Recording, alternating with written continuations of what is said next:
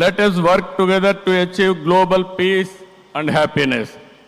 ఈరోజు మిమ్మల్ని చూసిన తర్వాత 30 రోజుల పాటు ఒక దీక్షలా ఒక ఉద్యమంలాగా యోగా కార్యక్రమంలో భాగస్వాములయ్యారు, సత్తా చాటారు. యోగాంధ్ర కార్యక్రమం ట్రెండ్ సెట్టర్గా నిలిచింది.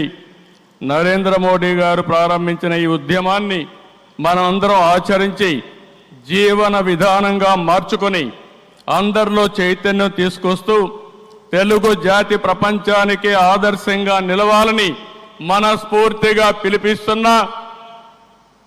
ఈ కార్యక్రమానికి ఇంత విజయవంతంగా నిర్వహించిన ప్రతి ఒక్కరికి మనస్ఫూర్తిగా ధన్యవాదాలు, కృతజ్ఞతలు.